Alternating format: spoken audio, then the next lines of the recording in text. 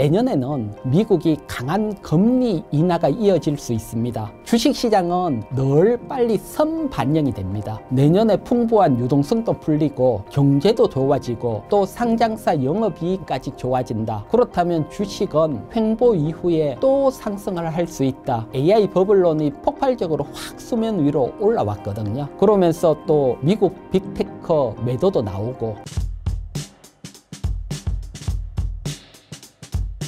네, 저는 대한민국이 제일 어려울 때 1998년부터 금융시장에 있어온 EF파트너스 대표 이희건이고요. 그리고 지금은 이희건 경제TV 유튜브를 운영하고 있습니다. 외국인이 강한 매도세를 보이는데 대표님께서는 현재 증시 상황을 어떻게 보고 계신가요? 네, 지금 우리 시장은 사실 단기적으로 워낙 강하게 움직였거든요. 그렇기 때문에 매물 소화 과정이 필요한 시점이다, 이렇게 보여지고요. 특히 이번 달 첫째 주지요. 이때 보면 외국인들이 뭐 한 주간 동안 코스피 시장에서만 7조 2천억, 7조 원 넘게 엄청나게 매도가 나왔거든요. 참고적으로 주간 단위로 7조 원 이상 매도한 적이 가장 최근에는 2021년 8월입니다. 그래서 제가 코스피 월봉 차트를 가져왔는데 2021년 8월 중앙에 화살표를 딱 표시를 했거든요. 이때도 보면 코로나 장세로 강하게 상승하다가 외국인 대량 매도 이후 시장이 하락으로 꺾였거든요. 그렇기 때문에 지금 외국인들이 또다시 강한 매도가 나왔는데 과거처럼 하락으로 꺾이지는 않고 대신 변곡으로는 작용할 수 있습니다. 즉 강하게 상승하는 우리 시장이 좀 한두 달 쉬어갈 수 있다. 그래서 이번 달 쉬고 있고 또 길게 보면 다음 달 정도도 쉬어갈 수 있고요. 대신 2021년과 지금은 차이가 많이 있거든요. 어떤 차이가 있는지 잠깐 보게 되면 일단 요거는 미국 본토 강의 통화량인데 통화량이 계속 증가를 하고 있습니다. 돈이 더 많이 돌고 있다는 거죠. 이렇게 통화량이 증가를 하는 데서 미국이 12월 1일부터 양적 긴축을 종료하지요. 양적 긴축은 시장에 있는 돈을 회수하는데 더 이상 회수하지 않는다. 이건 어떻게 보면 돈이 더 공급된다. 이렇게 볼 수도 있고요. 그리고 내년까지 본다면 지금 12월 달에는 미국이 금리 동결할 확률도 있는데 조금 더 길게 여러분들이 길게 생각하고 본다면 내년에는 미국이 강한 금리 인하가 이어질 수 있습니다. 먼저 트럼프가 뭐 금리 인하에 대해서는 아주 강력하지요. 트럼프의 일에 강력한 걸 FOMC 의장인 제롬 파월 의장이 맞서고 있습니다. 하지만 제롬 파월 의장 임기가 내년 5월에 끝이 납니다. 끝이 나게 되면 트럼프는 당연히 강하게 금리 인하할 분을 임명을 하겠지요. 그렇다면 금리 인하가 이어지고 특히 내년 11월은 미국 중간선거가 있습니다. 따라서 강한 금리 인하와 시장을 부양할 필요가 있습니다. 그렇기 때문에 지금 금리 동결이다 이렇게 좀 나오면서 외국인 매도도 나오지만 길게 본다면 계속해서 유동성이 풀리고 유동성 장세는 이어집니다. 참고적으로 뭐 내년 5월 돼서 금리 인하되니까 시장이 그때 움직인다. 그건 아닙니다. 주식시장은 늘 빨리 선반영이 됩니다. 그래서 이런 것들이 횡보를 하다가 내년 초라도 반영되면서 주식은 미리 움직일 수 있거든요. 그렇기 때문에 시장에 돈이 풀리는 유동성 장세는 계속 이어진다 봐야 되고요. 특히 우리나라도 연기금이 주식 매수할 확대할 수 있고 또 내년에 슈퍼 예산이고 또 우리도 금리 인하를 하고 우리도 유동성을 풀고 있습니다. 그래서 항상 주식시장은 돈이 풀릴 때는 풍부한 유동성으로 상승이 나오거든요. 그래서 지금 뭐 한두 달 쉬더라도 이런 유동성으로 상승할 수 있고 또 경제적인 측면으로도 한번 보면 요게 이제 왼쪽에 있는 게 가장 최근 우리나라 경제 성장률 전망치입니다. 그래서 보면 뭐 메이저 전망치를 보면 내년이 평균 한 1.9% 성장할 걸 봅니다. 따라서 올해보다 내년 경제 성장률이 훨씬 높고요. 그리고 우측에 보면 요 그래프는 2026년 상장사 영업이익 전망을 보여주는데 올해 대비 37% 전망할 걸 예상을 하고 있습니다. 즉 내년에 풍부한 유동성도 풀리고 경제도 좋아지고 또 상장사 영업이익까지 좋아진다. 그렇다면 주식은 횡보 이후에 또 상승을 할 수 있다. 그래서 여러분들이 이런 횡보장이 나오고 충격으로 밀릴 때 그때마다 좋은 종목 모아 가신다면 또 내년까지 계속해서 좋은 성과가 나올 거라 판단이 됩니다. 유동성 장세가 이어진다고 하셨는데 시장이 과열되어 위험해지는 시점은 언제로 보시나요? 네, 항상 뭐 계속 상승은 할 수 없고 또 유동성 장세는 또 언젠가는 끝이 납니다. 그래서 여러분들도 많이 들어보셨지만 사실 뭐 너도 나도 빚내서 투자할 때가 고점이다. 이런 얘기들 많이 들어보셨잖아요. 그래서 요걸 조금 수치적으로 제가 한번 설명을 드릴게요. 보게 되면 요거는 이제 미국 나스닥 기준인데 2년 저점 대비 신용 매수 잔고가 한 90% 이상 확 상승을 했을 때 과거 유동성 장세의 끝부분이었습니다. 2000년 IT 버블일 때도 화살표를 보면 90%가 넘어갔고요. 그 다음 2020년 코로나 유동성 때도 넘어갔고요. 하지만 지금 보면 이제 한 60% 선입니다. 그렇기 때문에 아직 유동성 장세는 계속 나올 수 있다. 그래서 이런 지표들이 한 90% 넘어간다. 너도 나도 빚내서 매매한다. 그런 시점이죠. 요때는 이제 슬슬 조심을 해야 된다. 요렇게 판단을 하면 되고요. 그리고 또 하나, 요건 이제 버블 시점에서 미국이 마지막 금리 인하를 하고 버블이 언제 끝이 났느냐, 그걸 나타내는 겁니다. 요것도 나스닥 지수인데요. 그래서 보면 뭐 가장 앞쪽에 1999년 IT 버블 때 요건 이제 회색 그래프인데 보면 미국이 마지막 금리 인하 이후 주가는 그래도 한 17개월 더 상승을 했습니다. 금리 인하라는 것은 돈을 푸는 거잖아요. 그래서 마지막 금리 인하를 했다고 주식이 고점이 아니고 금리 인하에서 계속 돈이 풀리니까 주가는 계속 상승하다가 더 이상 금리 인하를 안 하네? 그럼 고점인갑다 꺾이거든요. 그게 1999년 IT 버블일 때는 17개월 더 상승을 했고 그 다음 2020년 코로나 버블일 때는 21개월 그리고 과거 1927년도는 24개월 이런 쪽으로 본다면 미국이 마지막 금리 인하 이후에도 최소한 1년 6개월은 주가가 더 상승을 할 수 있다. 제가 앞에 말했지만 내년에 미국이 트럼프가 금리 인하할 확률이 매우 높습니다. 그렇다면 내년 끝나고도 한 1년 6개월 더 상승을 한다. 그러면 한 2028년까지도 길게 보면 상승장이 이어질 수 있다. 그래서 주가의 폭보다는 상승장의 시점으로 본다면 아직도 상승장 초입이다. 이렇게 볼 수 있습니다. AI 버블론이 확산 중인데 AI 버블이 언제쯤 터질 거라고 생각하시나요? 지금 뭐 AI가 가장 핫하고 사실 AI 관련된 주가 중심으로 또 미국 빅테크 시장이 상승을 하고 우리나라만 보더라도 뭐 삼성전자, SK하이닉스 가장 직접적인 AI 관련주고 시장을 끌고 가지요.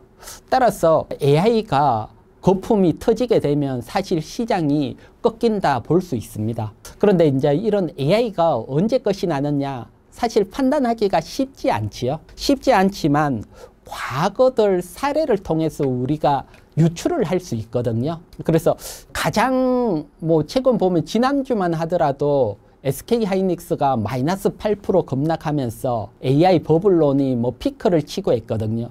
요때 보면 어떤 일이 있었냐 하면 1번 키오시스지요. 세계 3위 낸드 제조사인데 실적 발표를 했는데 실적이 안 좋게 나왔어요. AI가 좋으면 계속 좋아져야 되는데 안 좋게 나오면서 먼저 일본 키오시스 주가가 지난주 금요일 날 23% 폭락이 나왔어요. 그게 이제 우리나라 여파도 왔고 그러면서 정말 AI 버블론이 폭발적으로 확 수면 위로 올라왔거든요.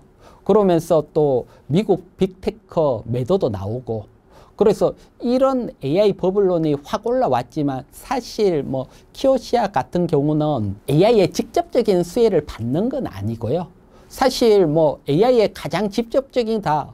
그럼 엔비디아잖아요. 엔비디아. 근데 엔비디아 실적이 오늘 미국장 마치고 새벽에 발표가 됐지요. 엔비디아가 어닝 서프라이즈가 나왔거든요. 이 얘기는 결국 지금도 계속해서 AI가 이어진다. 그래서 이렇게 보면 되고, 또 AI 버블론이 나오지만 주가는 출렁출렁 하면서 AI는 계속 이어지는데, 이제 이게 언제까지 이어지냐? 이게 사실 가장 중요한 포인트잖아요. 그 기간을 알면 좋은데 언제다 딱 짓기는 어렵지만 우리가 과거 사례들을 먼저 한번 보도록 할게요. 새로운 기술 혁신이 나오면 그 혁신을 타고 미국 나스닥 주가가 상승을 했거든요. 그래서 여러분들이 아는 IT 혁명, IT 버블이라도 부르고 인터넷 혁명이죠. 요게 1995년에 시작이 됐는데 이때부터 새로운 기술이 나오고 나스닥은 5년간 상승을 했어요. 그래서 새로운 기술은 한 5년간 나스닥 주가를 밀어 올렸고, 그리고 2016년 클라우드 혁명 때죠. 이때 관련주, 요때도 보면 나스닥 주가가 5년 상승을 했거든요. 그래서 새로운 기술들이 나오면 그 기술을 바탕으로 기본적으로 나스닥이 5년 상승을 했고, 또 보면 짙은 이제 색들이 요게 IT 혁명 때고 10번 회색이 클라우드 혁명인데 5년 상승하는 동안 주가는 출렁합니다. 이때마다 버블 끝이 났다 얘기가 나오지만 주가는 계속 상승을 했고요. 그런데 이제 그러면 AI 혁명은 언제 시작이 됐느냐 보면 한 2023년에 시작이 됐거든요. 그러면 뭐 요것도 그러면 한 5년간 상승을 한다. 이런 측면에서 본다면 한 2028년까지도 AI 혁명이 이어지지 않을까. 과거 사례를 본다면. 그런 쪽으로 본다면 뭐 여러분들 금리 기준으로 보더라도 또 AI 기준으로 보더라도 상승장은 길게는 2028년까지도 이어질 수 있다. 요렇게 볼 수가 있고요. 그리고 또 뭐 참고적으로 이렇게 AI가 간다면 항상 AI 관련주에 관심을 가져야 되죠. 그래서 출렁출렁 할 때마다 AI 관련주는 또 관심 있게 지켜봐야 되고요. 또 가장 대장주, 우리나라로 본다면 반도체라든가 이런 것들은 계속해서 여러분들이 유심히 보고, 지금은 AI가 메인이니까요. AI를 빼고는 얘기할 수 없고요. 또 벌써 뭐 AI라는 게 여러분들 생활 속까지 깊숙이 들어왔잖아요. 여러분들이 예전 같으면 인터넷 검색을 할 건데 전부 다 AI를 통해서 검색을 하죠. 챗GPT라든가. 그처럼 어떻게 보면 이제 시작인 단계입니다. 이제 시작인 단계고, 특히 AI나 이런 것들이 끝이 날 때 어떤 현상들이 나오냐고 하면 막 경쟁을 해서 서로 집중 투자를 합니다. 그 투자에서 승자가 등장을 합니다. 승자가 등장을 하면 혁명이 끝나는 겁니다. 더 이상 다른 사람들은 투자를 안 하니까요. 하지만 승자가 되기 위해서 너도 나도 막 투자를 할 때는 계속해서 이어지는 겁니다. 그래서 지금은 아직 AI 승자가 나온 건 아닙니다. 아직도 미국 빅테크라든가 우리도 그렇고 AI를 하기 위해서 막 투자를 하거든요. 그렇기 때문에 어떻게 보면 뭐 끝이 아니고 지금도 치열한 경쟁 속에 있다. 이렇게 보시면 됩니다. 그래서 뭐 끝부분은 뭐 기술적으로는 한 2028년 정도로 보고 있습니다. 이번 대세 상승장에서는 어떤 종목을 매수해야 할까요? 가장 기본적으로 여러분들에게 설명드렸지만 지금은 우리가 AI 기술 혁명 속에 살고 있거든요. 그렇기 때문에 AI 관련주에 집중을 해야 됩니다. 그래서 AI 관련주라는 것은 가장 먼저 반도체죠. 반도체. 그러면 뭐 반도체 같으면 우리나라 SK하이닉스나 삼성전자 반도체 대장주 뿐만 아니고 지금 뭐 반도체가 워낙 슈퍼사이클로 가니까 또 투자도 많이 합니다. 특히 내년 되면 뭐 SK하이닉스나 삼성전자가 일시나노 조체 투자가 일어나거든요. 수요가 워낙 나오니까. 그런 측면에서 본다면 또 중소형 반도체 장비죠. 그래서 반도체 섹터는 뭐 필히 포트에 담아야 된다.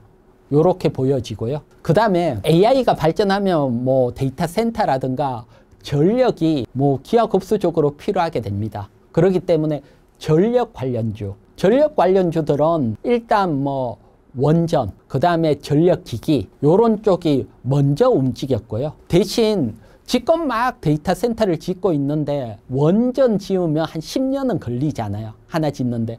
그러니까 시간이 많이 필요하니까 당장 전력이 바로바로 필요한 게 태양광이라든가 신재생이 요런 쪽은 바로 짓고 바로 사용을 할 수 있으니까 또 태양광. 그리고 태양광은 뭐 신재생 에너지 같은 경우는 여러분 낮에는 햇빛이 나오니까 전력이 공급이 되는데 해가 없으면 또 공급이 안 되잖아요.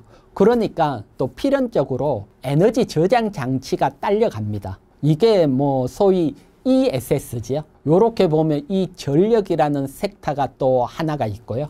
그래서 전력. 그 다음에 또 뭐 피지컬 AI 이런 얘기들 또 많이 들어보셨을 겁니다. 로봇이 또 AI와 결합이 되는 거지요. 그래서 보면 뭐 휴머노이드라든가 이런 로봇. 그래서 기본적으로 이런 AI 관련주 어려우신 분들은 뭐 이런 AI 대표적인 뭐 대장주 매수한다 생각을 하셔야 되고요. 그래서 시장이 흔들릴 때마다 AI 관련주는 반드시 관심을 가져야 되고, 그 다음 또 다른 쪽으로 본다면 우리나라 자체적으로 보면 우리가 한미 관세 협상 타결이 됐잖아요. 타결이 됐기 때문에 관세 협상, 그동안 관세 영향을 많이 받던 업종 타결에 따른 수혜가 나올 수 있고, 여기에다가 금리 인하기는 이어지니까 금리 인하에 또 수혜 받는 요런 섹터를 본다면 또 자동차하고 바이오 요런 쪽에 대해서도 또 관심을 가질 수 있으니까요. 그래서 전체적으로 요 섹터 중심에서 또 좋은 종목 여러분들이 잘 찾으신다면 뭐 정말 한 1, 2년 또 좋은 성과로 이어질 수 있으니까 참고하시기 바랍니다. 최근 2차 전지 흐름이 좋은데 다시 주도주로 상승 랠리 가능할까요? 네, 일단 지금 2차 전지가 뭐 최근에 한번 강하게 확 상승을 했죠. 특히 여러분들이 2차 전지 대장주들 이렇게 차트를 보면 뭐 한 1년 반 동안 주구장창 하락을 했습니다. 저점을 깨고 하락하고 반등을 나오려다가 또 저점을 깨고 하락하고 추세적으로 계속 하락을 하다가 올해에 저점을 잡고 반등 후에 하락을 했지만 앞에 저점을 이탈하지 않고 앞에 고점을 또 돌파하는, 그래서 차트적으로 보면 상승 추세로 완전히 전환이 됐습니다. 그래서 어떻게 보면 2차 전지는 그동안 하락 추세에서 상승 추세로 전환이 됐다. 이렇게 보시면 되고, 그러면 이게 주도주로 정말 강하게 상승을 할지 아니면 점진적으로 상승을 할지, 요건 이제 2차 전지 업황을 어떻게 보느냐에 따라 또 바라보는 시각이 달라질 겁니다. 그래서 제가 일단 2차 전지 업황을 통해서 요런 부분 또 한번 설명드리려고 하거든요. 그래서 먼저 하락하다가 상승 추세로 전환을 했는데, 요 전환을 하게 된 배경은 사실 자동차 배터리보다는 ESS 시장이 확 성장을 하면서 일단은 하락 추세를 멈추고 상승으로 전환을 시킨 거거든요. 그래서 ESS 시장을 먼저 한번 볼게요. 요게 뭐 에너지 저장 장치죠. 그래서 보통 ESS 같은 경우는 에너지를 저장을 해야 된다. 요거하고 가장 연결이 되는 게 신재생 에너지입니다. 태양광 같은 경우도 낮에 막 열심히 했던 에너지를 저장을 해야 되고, 풍력도 바람 불 때 열심히 저장을 해야 되고, 그래서 어떻게 보면 원자력이라든가 화력은 일정하게 에너지를 계속 만들 수 있는데 신재생 에너지는 그게 아니거든요. 그렇기 때문에 에너지 저장 장치가 필요하게 되고요. 그래서 제가 차트 2개를 준비했는데, 왼쪽에 있는 게 신재생 에너지 시장 캐파입니다. 보면 계속해서 증가가 나오고 있고요. 오른쪽은 여기에 맞춰서 ESS 수요입니다. 그래서 ESS 수요도 확 증가를 하고 있습니다. 그래서 2차 전지 시장에서는 일단 ESS 시장이 먼저 좋아지고 있다. 이렇게 보면 됩니다. 이걸 타고 일단 상승 추세로 종목들 차트도 전환이 돼 있다. 이렇게 보시면 되시고요. 그리고 또 ESS 시장을 좀 더 보면 미국 내의 ESS 배터리 수요인데, 왼쪽 그래프를 보면 짙은 색 막대 그래프가 이게 필요한 수요고, 엷은색 회색 그래프는 공급입니다. 그래서 지금 보면 2025년, 2026년, 2027년 수요는 많은데 공급이 약하거든요. 요런 시장에서는 그래도 단가가 좋아요. 아무래도 수요가 많은 시장이니까. 그렇기 때문에 ESS 시장은 상대적으로 계속해서 좋아질 수 있다. 그래서 수요와 공급이 꺾이기 전까지건 길게 보면 2030년까지도 수요 공급 우위 시장이 이어질 수 있다. 이렇게 볼 수 있거든요. 그래서 ESS 시장이 정말 좋아진다. 이게 주가에 확 반영이 돼 있습니다. 그러면서 주가가 한번 확 상승을 했고요.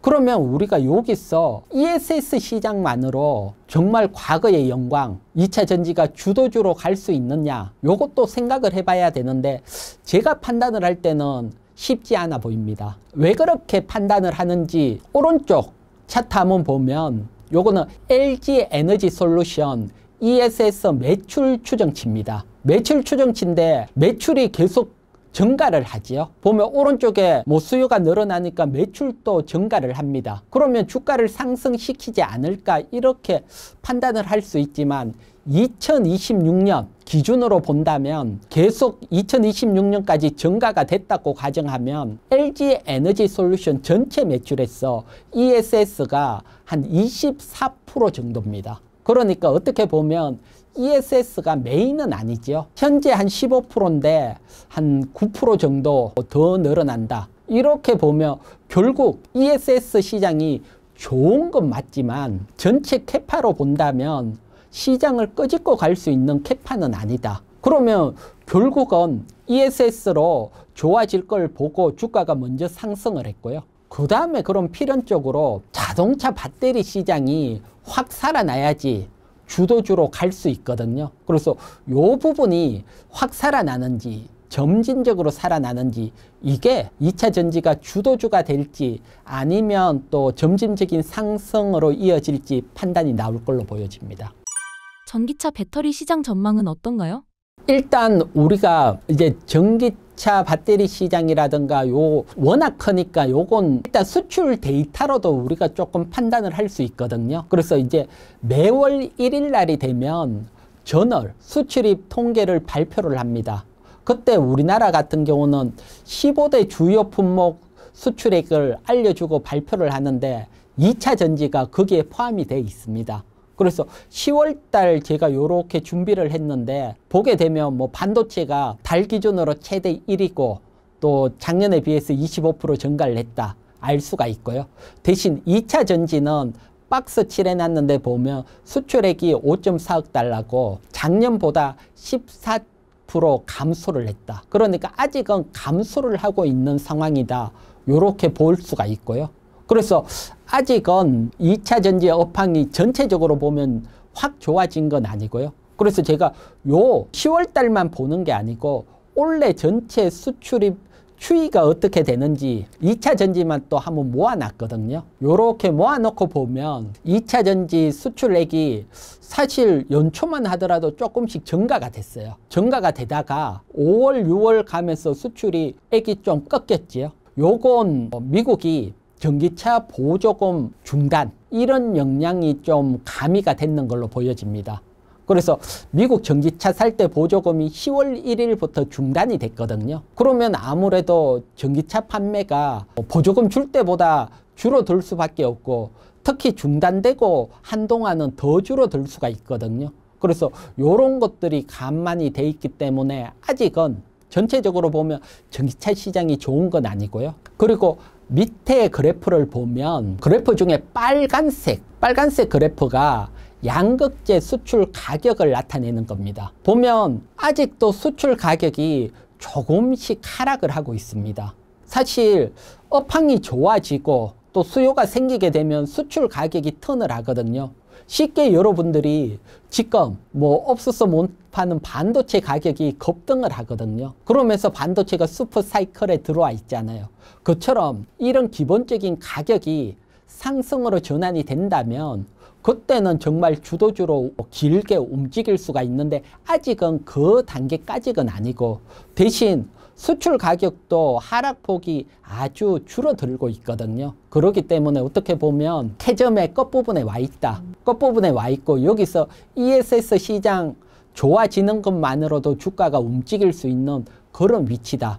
이렇게 보여지고 전체적으로는 아직 전기차 시장이 썩 좋은 건 아닌 걸로 보이고요. 그 다음에 또 뭐 전기차 시장을 보려면 중국하고 어떤 경쟁을 펼치고 있느냐, 이것도 중요하거든요. 시장 자체가 좋아지더라도 서로 경쟁해서 이겨야지 그 시장을 장악을 할 수 있으니까요. 그러면 사실 미국은 우리가 장악을 하고 있고 또 중국은 뭐 중국이 장악을 하고 있고, 그러면 유럽을 놓고 또 많이 싸우고 있는 이런 측면에 있고요. 그래서 전체적으로 보면 사실 우리나라 배터리 3사지요. SK온, LG엔솔, 삼성 SDI. 요런 쪽 전체적으로 보면 매년 점유율이 감소를 해요. 또 중국은 매년 늘어나고 있고요. 그래서 아직은 좀 뭐라 그럴까, 지금 요게 중국을 포함한 올해 1월부터 8월까지 글로벌 점유율을 보면 우리나라 3사가 한 16.8%입니다. 사실 상당히 계속 작년에보다 또 3.8% 줄어들었고요. 그래서 작년에까지만 해도 20%대인데 또 10%대로 밀렸고요. 그렇기 때문에 일단 업황도 좋아지는 것도 중요하고, 또 우리나라 3사들이 배터리 3사들이 경쟁해서 이기는 것도 중요하다. 그런데 둘 다가 아직은 주도주로 가기에는 쉽지 않은 상황이다. 특히 뭐 우리나라 배터리 산업 전체에서 자동차가 80%니까요. 앞에 ESS는 아직은 크지가 않으니까. 그래서 배터리 시장 쪽이 살아나야 되는데 아직은 그렇지는 않다. 요렇게 보여지고요. 요걸 조금 더 추세를 길게 해서 이렇게 한번 보도록 할게요. 보게 되면 일단 중국을 포함한 글로벌 시장 2022년부터 올해 1월까지 보면 중국은 59%에서 69%로 증가가 됐고 우리는 24%에서 16%로 줄어들었고요. 그 다음 중국이 워낙 큰 시장이니까 중국 제외하고 글로벌적으로 보더라도 중국이 26%에서 39%로, 우리는 절반이 넘는 54%에서 38%로, 그래서 올해 1분기 기점으로 중국을 제외한 글로벌 시장에서도 중국에게 역전이 됐거든요. 그렇기 때문에 썩 좋은 상황은 아니고요. 이렇게 역전이 되는 또 배경이 있습니다. 그런 배경까지 또 짧게 한번 보도록 할게요. 보게 되면 일단 올해 상반기에 작년보다 전기차가 얼마나 팔았는지 시장별로 나타내는 건데, 중국 시장 같은 경우는 작년보다 32% 증가가 됐고요. 유럽은 26% 증가가 됐고요. 대신 우리가 집중 투자한 북미지요. 북미는 3%밖에 증가를 못했어요. 트럼프가 당선되면서 아예 북미 시장이 증가가 안 됐죠. 이게 지금 앞에 수치로 나타나고 있다. 사실 북미 시장이 증가하면 우리도 증가할 건데 좀 약하다. 그 다음 또 하나 아래 그래프를 보면 유럽 시장에서 우리 배터리 출하량인데 요게 작년에 비해서 한 14% 감소를 했어요. 그래서 어떻게 보면 미국은 우리가 장악을 했고 중국은 자기네들 장악, 유럽을 놓고 싸우는데 유럽에서 밀리고 있다. 요렇게 볼 수가 있거든요. 그래서 보면 전반적으로 글로벌에서 밀리고 결국 핵심은 북미 시장이 커져야지 전기차 대세 상승이 나오는데, 트럼프가 집권을 했기 때문에 북미 시장이 바로 확 커지기는 쉽지 않다. 그래서 전기차 시장은 점진적인 어떤 좋아질 수밖에 없는 구조로 보입니다. 그렇기 때문에 조금 아쉽지만 2차 전지도 지금 한 차례 확 상승을 하고 공매도 쇼커브리링이라든가 이런 것까지 나오면서 한번 상승이 나왔고, 그리고 이 상승이 계속 갔으면 좋겠지만 전기차 시장을 감안한다면 다시 또 밀리면서 서서히 상승을 하는 주도주보다는 이런 형태로 가지 않을까, 이렇게 예상을 하고 있습니다. 2차 전지 최근 상승을 했는데 3분기 실적은 어떤가요? 그래서 제가 2차 전지 뭐 대표적인 뭐 양극재, 전구체, 뭐 음극재, 전액, 분리막 등 가장 대표적인 우리나라 2차 전지 소재 기업들, 요 기업들 실적을 다 정리를 했거든요. 싹 정리를 해서 보니까 아직은 적자예요. 3분기 뭐 이들 기업, 지금 화면에 나오는 대표적인 양극재 기업 영업이익이 한 265억 다 더했더니 아직은 적자더라고요. 근데 여기에 특징이 있는데 양극재가 먼저 흑자로 전환이 됐어요. 포스코 퓨처엠이나 에코프로비엠이나 LNF나 코스모 신소재까지 대표적인 양극재는 모두 흑자로 전환이 됐거든요. 대신 다른 쪽은 아직은 적자가 나오고 있다. 그래서 서서히 좋아지고는 있는데 산업 전체로는 아직 적자다. 대신 참고적으로 보면 2024년 3분기 영업이익도 다 봤더니 이때는 2천억 적자였어요. 근데 이게 한 265억 적자로 적자폭은 확 줄어들었어요. 근데 아직은 또 적자폭에 주는 것은 어느 정도 ESS라든가 이런 걸 밝히면 되고, 대신 흑자로 확 커지느냐, 이건 또 다른 문제니까요. 흑자로 확 커지려면 제가 앞에 업황 설명드렸는데 그렇게 확 이어지기는 조금 쉽지 않다. 그래서 이렇게 보고, 그래도 뭐 속 좋아지고는 있다, 이걸 알 수 있고, 특히 양극재 먼저 좋아지니까 그래도 뭐 관심은 양극재에 먼저 가져야 된다. 요거까지 또 우리가 이제 실적을 쫙 정리를 하면 어느 정도 파악을 할 수 있다. 요렇게 보여집니다. 2차 전지는 어떤 전략으로 투자해야 될까요? 네, 그래서 기본적으로는 양극재 관련주에 관심을 가져야 된다. 제가 앞에 2차 전지 실적에서 나오고, 그러면 양극재 대표적인 뭐 에코프로 BM 차트를 보면서 한번 설명을 드릴게요. 요게 지금 에코프로 BM 차트입니다. 보면 올해 5월달까지는 뭐 작년부터 줄기차게 하락을 했습니다. 하락을 하다가 5월달에 저점을 잡고 반등이 나오고 8월달까지 확 반등이 나왔다가 다시 조정을 받았는데, 과거 같으면 이 조정이 5월 저점을 이탈하고 또 하락으로 갔거든요. 그런데 앞에 5월 저점을 이탈하지 않고 다시 또 상승을 하면서 8월 고점을 넘어섰어요. 요게 이제 제가 설명드린 기술적으로 하락 추세에서 상승 추세로 전환이 됐다. 요렇게 보여드리는 거고요. 그러면 가장 기본적으로 우리가 판단할 수 있는 게 저점과 저점을 연결하는 추세선이라 하지요. 그러면 5월 저점하고 반등 나오기 바로 직전인 10월 초 저점하고 연결을 하면 하단 추세선이 하나 만들어지고요. 요 추세선을 그대로 기술적으로 8월 고점에 딱 갖다 붙이면 이제 하나의 박스권 움직임이 나올 거다. 요렇게 예상을 할 수 있습니다. 그래서 보면 10월 달에는 이 박스권을 넘어서 좀 오버슈팅이 나왔고요. 요때는 하락 추세에서 상승으로 전환될 때는 또 간혹 나옵니다. 수요가 일치로 몰리면서 주가가 확 움직이고, 또 쇼커버링, 공매도 청산 이런 것들이 몰리면서 슈팅이 나왔고요. 하지만 또 지금 보면 또 추세권 안으로 들어와 있거든요.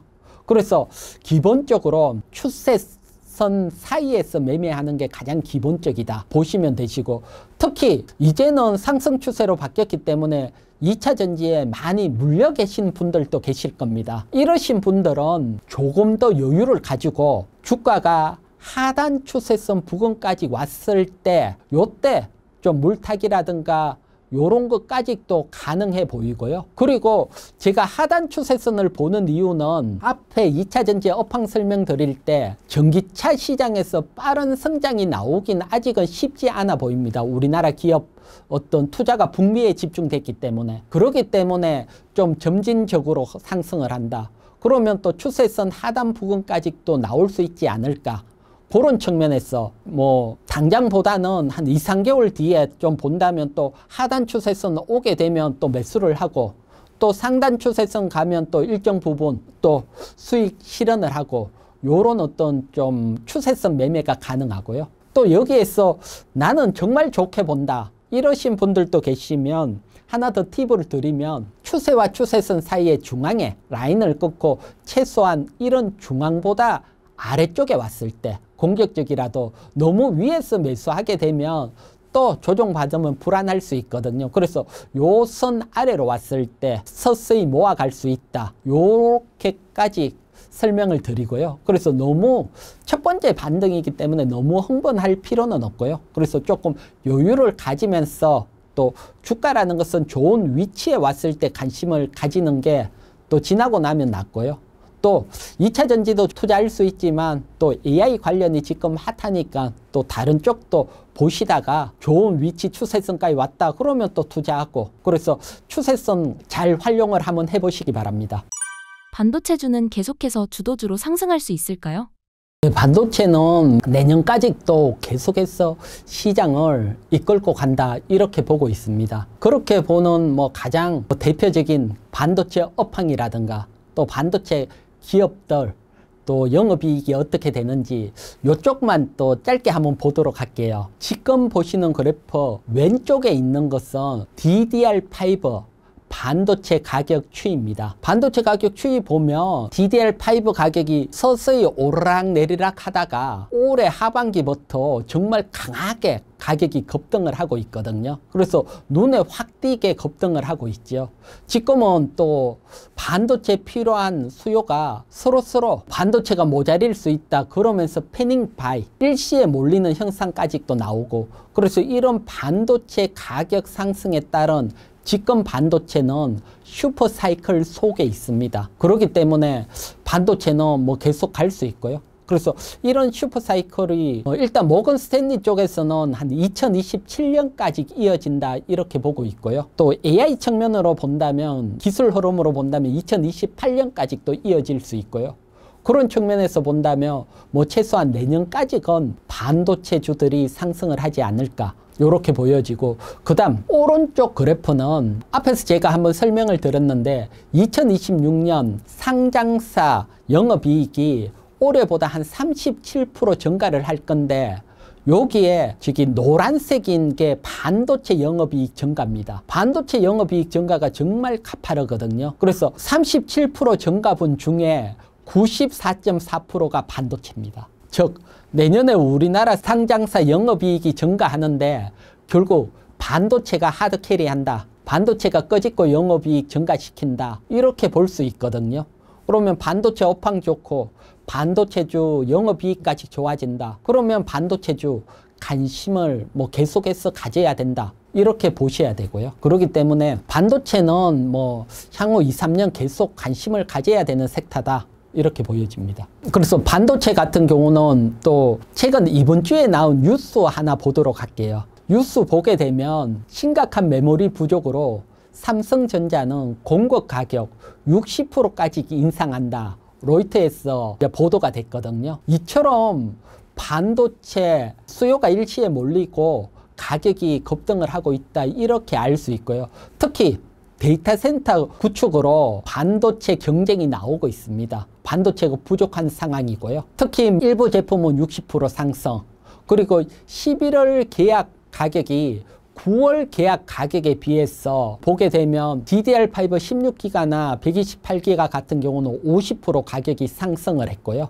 또 64기가나 96, DDR5도 30% 이상 인상이 됐거든요. 이렇게 확 급등이 나온 게 다른 것보다는 메모리 부족이 워낙 심각하니까 일부 고객이 그냥 비싸게 주고 패닝 바잉 현상이 막 나오고 있습니다. 그래서 한번 이렇게 되면 사실 반도체 가격이 하락을 할 때는 기업들이 다음 달 되면 가격이 더 싼데 미리 살 필요 있어 재고를 별로 안 사기 때문에 많은 재고들이 반도체 만드는 SK나 삼성전자 이런 때 재고가 쌓이게 되고요. 대신 지금처럼 반도체 가격이 상승을 하는 시기에서는 서로 더 살랍니다. 다음 달이면 더 비쌀 수 있으니까.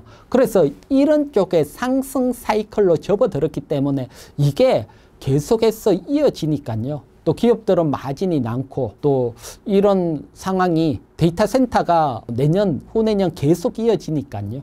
그런 측면에서 본다면 반도체 슈퍼 사이클 속에 있기 때문에 반도체는 계속 관심을 가져야 됩니다. 그리고 제가 앞에서 일부에서도 한번 설명을 드렸는데 테크가 기술 혁신은 한 5년 이어진다 했거든요. 그러면 2028년까지 AI가 시장을 주도할 수 있고요. AI라 하면 가장 기본적으로 반도체잖아요. 요 측면도 있고, 그 다음에 요거는 모건 스탠리가 메모리 슈퍼 사이클을 전망을 했거든요.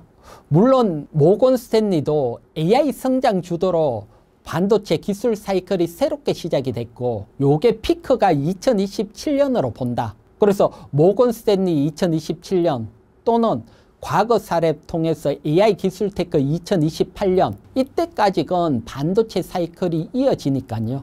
그러면 주가 고점이 조금 일찍 온더라도 2026년까지건 반도체 상승장이 계속될 수 있다.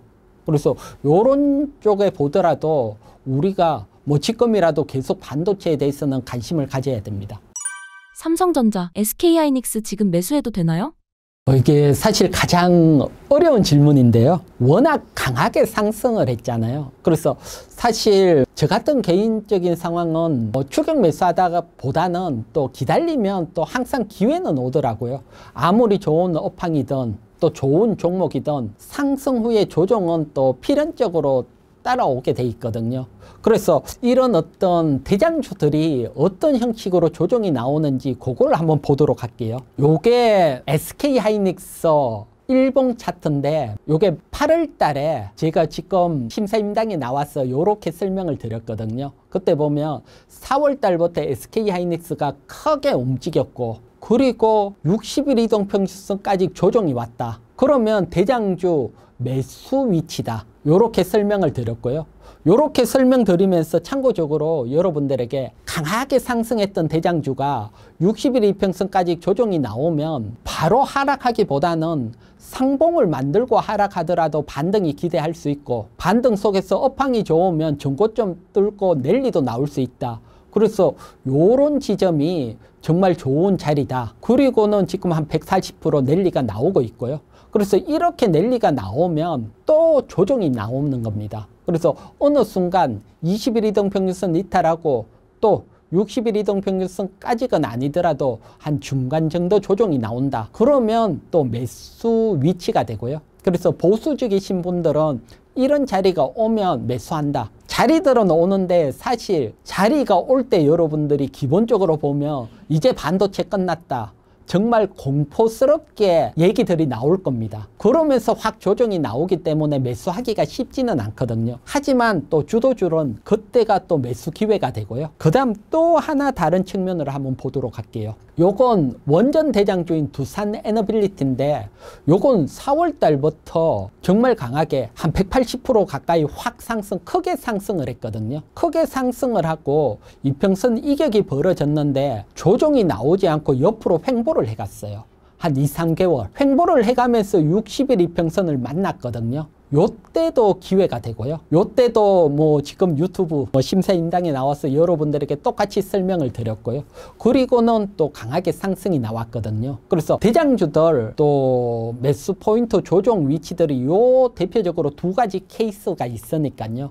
그래서 SK하이닉스나 삼성전자 강심장이다 이러신 분들은 장중에 7, 8% 밀릴 때 조금 매수가 가능하겠고 그게 아니고 나는 좀 길게 보고 좋은 위치에 투자해서 길게 가겠다 이러신 분들은 지금 제가 설명드린 위치 20일 이동평균선에서 60일 이동평균선 사이까지 조정이라든가 아니면 옆으로 2, 3개월 횡보해가면서 60일 이평선을 만난다든가 요럴 때 여러분들이 또 관심을 가지신다면 또 다음 파동을 노릴 수가 있거든요. 그래서 이런 것까지 참고하셔서 삼성전자, SK하이닉스 지켜보고요. 또 삼성전자, SK하이닉스 길게 본다면 뭐 현재 위치는 또 지나면 넘어갈 겁니다. 대신 그 사이에 변동성이 나오면 어려워지고 그걸 또 견디기가 쉽지 않으니까 좋은 위치 설명을 드렸던 거니까 참고하시기 바랍니다. 중소형 반도체 장비주 매수 가능할까요? 중소형 반도체 장비주들도 당연히 매수가 가능하고요. 지금 삼성전자나 SK하이닉스 영업이익이 폭발적으로 늘어나고 있거든요. 그러면서 또 투자를 또 강하게 하니까 장비주들도 계속해서 수혜를 받을 겁니다. 대신 장비주들은 앞에서 한번 확 상승을 했기 때문에 한동안 차별화가 나올 수 있거든요. 그래서 이런 차별화 뒤에는 또 상승으로 이어질 수 있고요.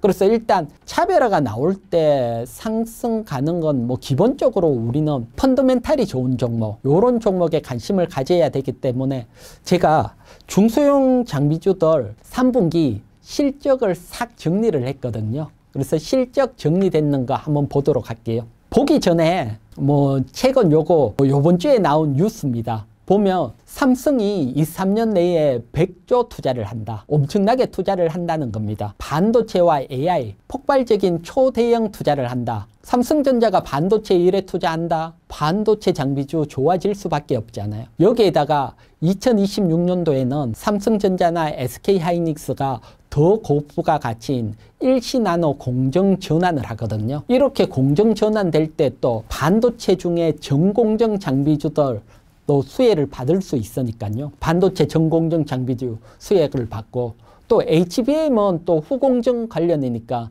또 HBM 수혜고, 또 반도체 출하량 증가가 나오니까 반도체 소재주들 만들 때 필요한 소재주들도 수혜고, 그래서 중소형 반도체 장비, 소부장 장비주들도 어느 쪽이든 수혜를 받을 수밖에 없는 지금 환경입니다. 따라서 관심을 가져야 되고요. 그래서 제가 3분기 실적 정리를 했는데 한번 보도록 할게요. 정리를 했는데 반도체 장비주들은 워낙 종목이 많아서 이 화면에 안 잡히거든요.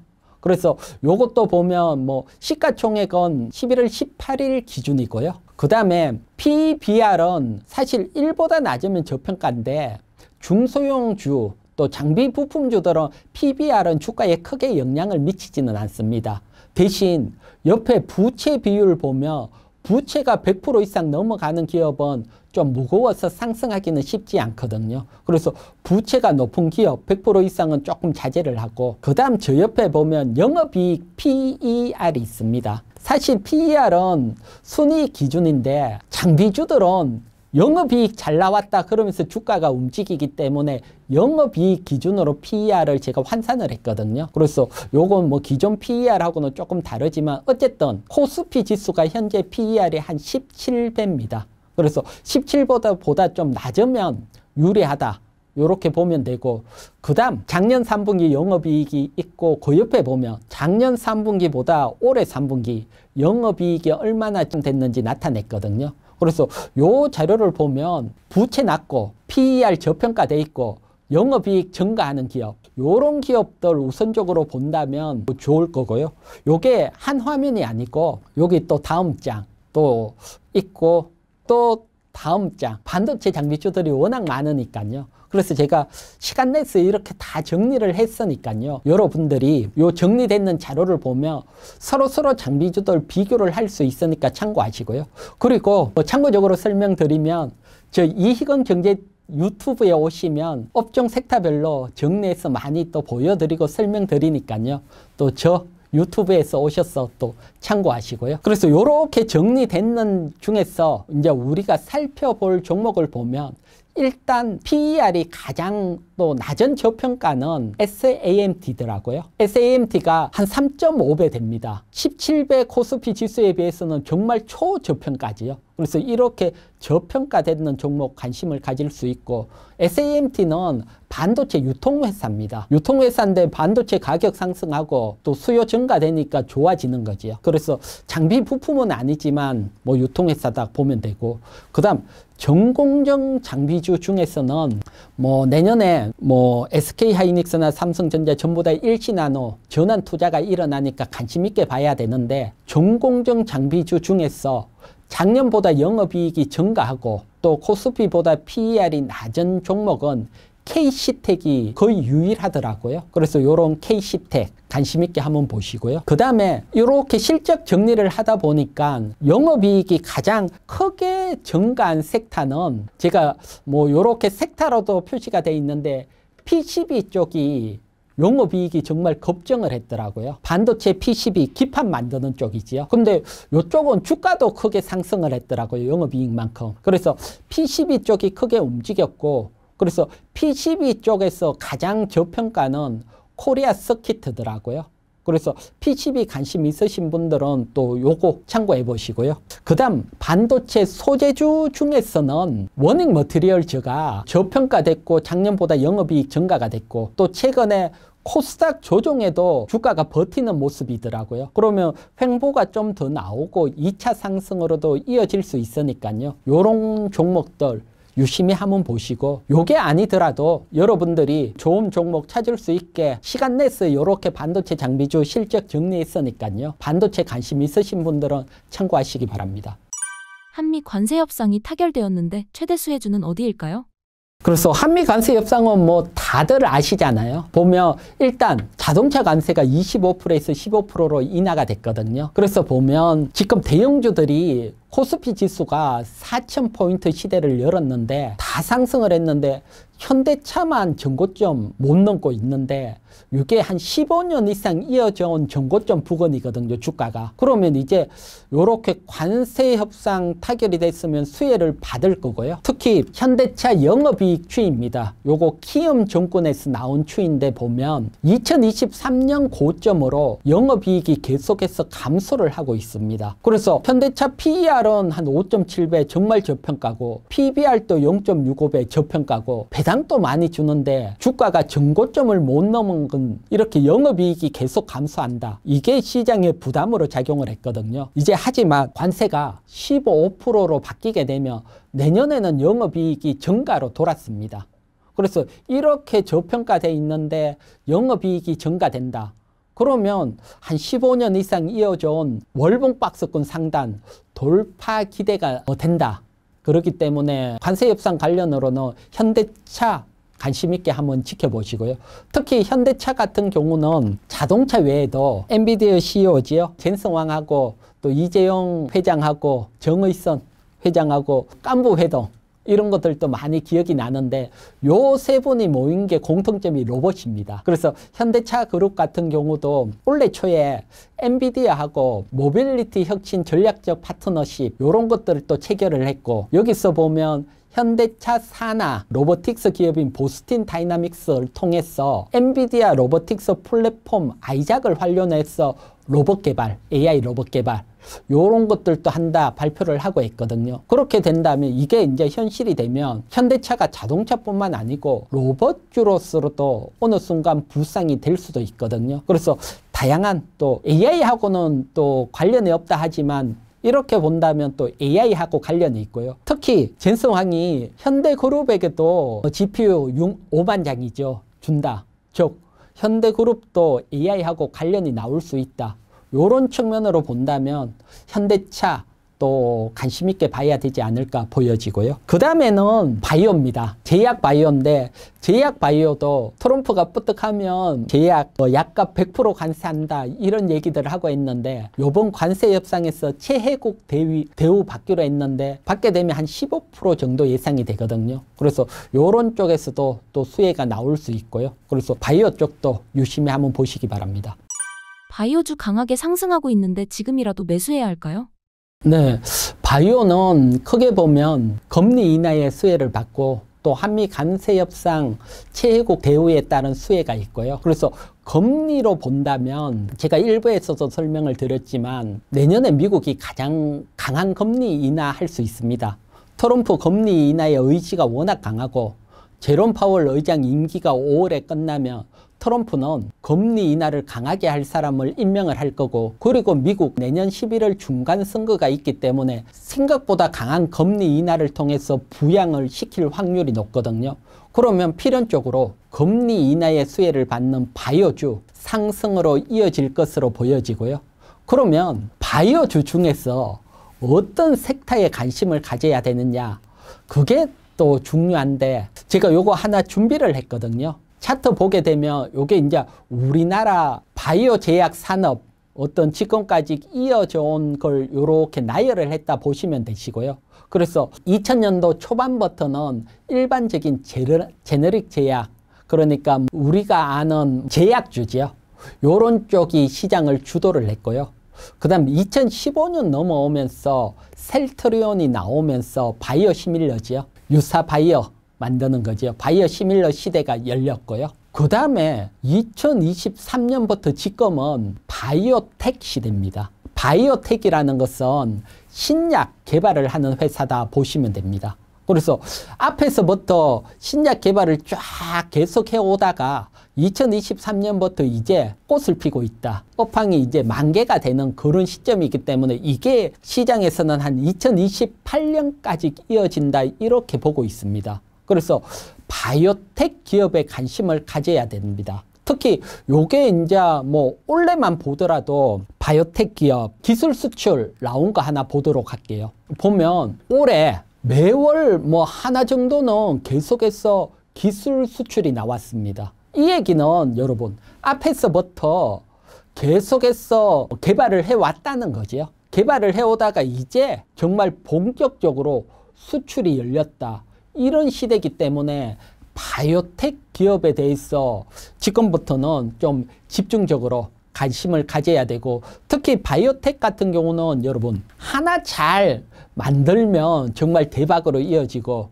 주가도 정말 크게 움직이거든요. 가장 대표적인 게 지금 코스피 1위 알테오젠 뭐 이런 기업인데 차트를 보면 또 폭발적으로 움직이거든요. 그래서 여러분들이 이런 바이오텍 기업 잘 선정을 한다면 뭐 정말 좋은 성과가 있을 거다.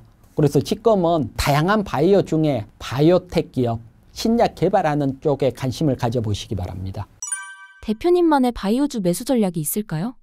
사실 바이오주 매매가 고도로 좀 어려운 측면입니다. 저 같은 경우는 그렇게 생각이 들거든요. 왜 그러냐 하면 제조업이나 이런 것들은 영업이익이 명확히 나옵니다. 매출액도 명확하니까 얼마나 기업이 잘 팔고 있고 마진이 얼만다, 이걸 수치화 시키기가 딱 쉽거든요. 그런데 바이오 기업은 그런 게 없습니다. 개발을 잘해서 성공하면 정말 크게 가는 거고, 그렇지 않으면 어려워지고, 또 신약 개발하는데 성공할 확률이 한 15% 정도 되니까요. 이게 난이도도 있고, 그 기업을 봤을 때 이게 정말 좋은 신약인지 또 성공을 할 수 있는지 우리가 파악하기도 쉽지 않더라고요. 그래서 난이도가 좀 높고요. 그래서 여러분들에게 뭐 어떤 기업, 이런 기업이 신약이 좋다 이런 얘기하기보다는, 또 저는 이제 또 주식시장에 오래 있어 왔기 때문에 주가 차트적으로 여러분들에게 한번 설명을 드리려고 할게요. 자, 먼저 여러분, 요게 올해 기술 수출을 했던 바이오주입니다. 그래서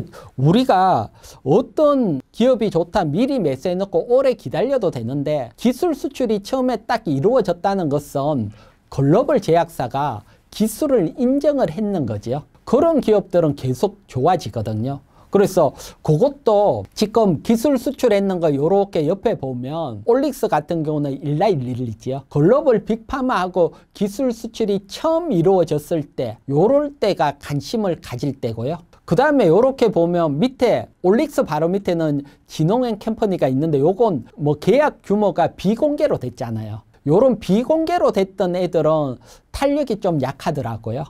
그래서 비공개보다는 처음에 글로벌 좀 제약사하고 또 규모도 1조 원 가까이 되는 요런 기업이 처음 계약이 이루어졌을 때, 이때가 정말 매수 포인트거든요. 그건 이제 어떻게 표현을 한다면, 기업이 정말 오랫동안 계속 투자를 해오다가 첫 번째 결실을 맞았다, 이렇게 보면 됩니다. 그래서 바이오들은 한번 기술 추출을 하면 유사한 걸 또 할 수도 있고, 또 나라별로 수출을 하기 때문에 또 다른 나라의 기술 수출이 또 이어질 수도 있고요. 그렇기 때문에 한번 기술 수출이 나온 기업은 계속해서 연속적으로 나옵니다.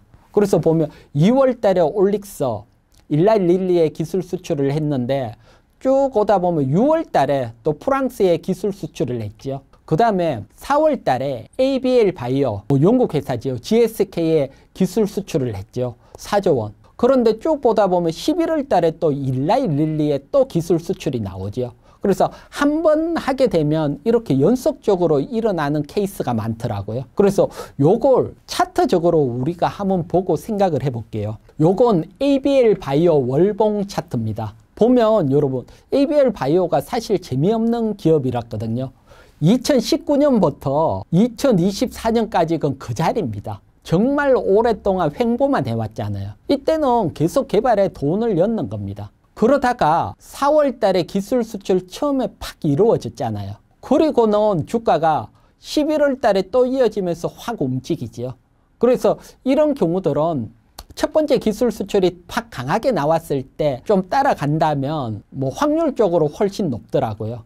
우리가 이게 뭐 ABL 바이오가 언제 수출이 될지 모르니까 2021년에 사놓고 몇 년을 기다릴 수도 있고, 언제 일어나거나 이건 하기는 어려우니까 첫 번째 기술 수출 나올 때 추격하는 전략이 좀 유리하지 않을까. 그래서 많은 바이오텍 기업 중에 첫 번째 기술, 그것도 뭐 빅파마, 금액이 비공개다 이런, 뭐 또 누구한테 비공개다 이런 거 말고요. 이런 쪽은 약하거든요. 그게 아니고 빅파마한테 나왔을 때 또 관심 있게 보고 확 움직이고 눌림 자리가 나오면 관심을 가질 수 있고요. 그 다음에 이것도 올릭스입니다. 올릭스도 보면 2019년부터 차트 보면 거의 횡보입니다. 고점이. 그러다가 올해 2월 첫 번째 기술 수출이 확 나왔죠. 그러면서 주가가 급등하고 요동을 치면서 6월 달에 또 기술 수출이 나오면서 월봉으로 랠리가 나오죠.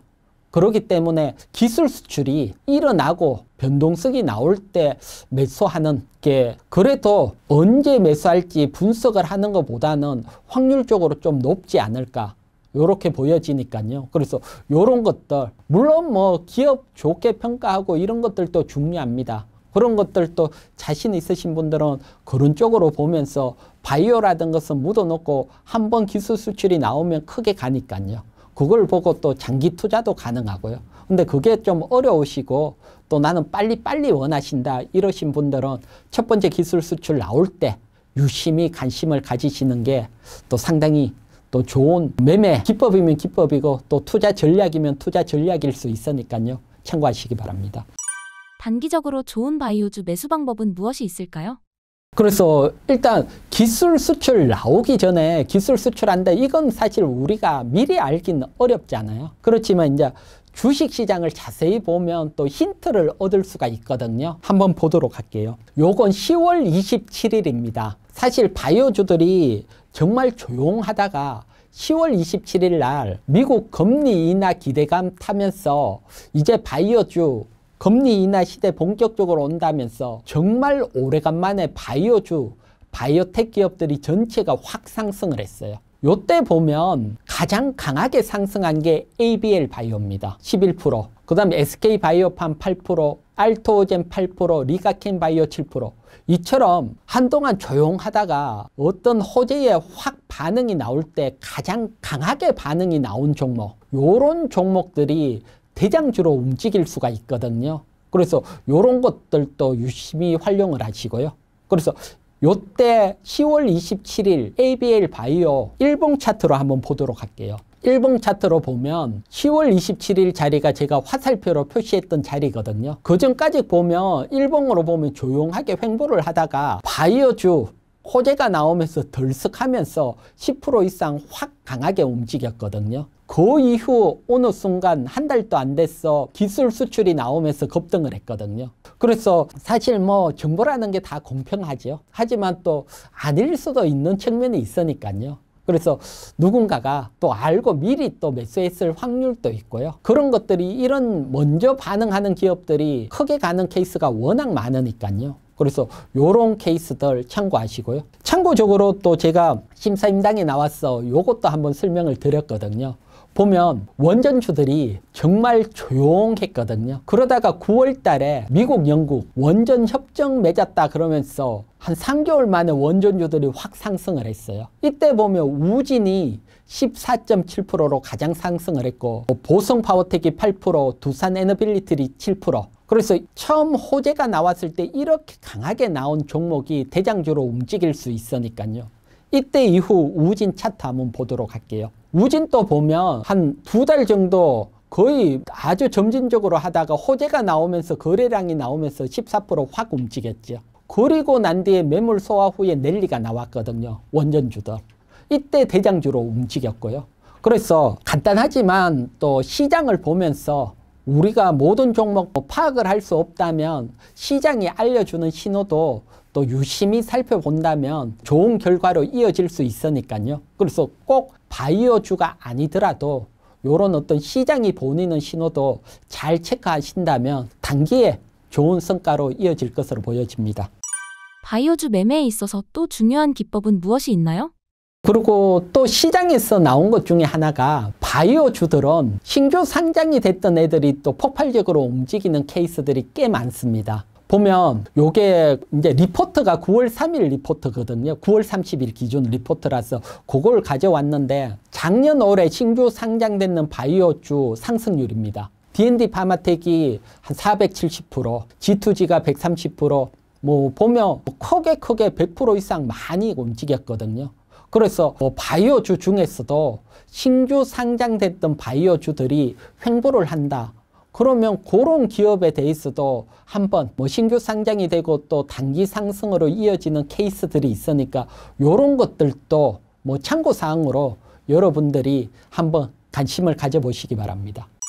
중소형주 크게 상승하는 종목 매수 기법 설명 부탁드립니다.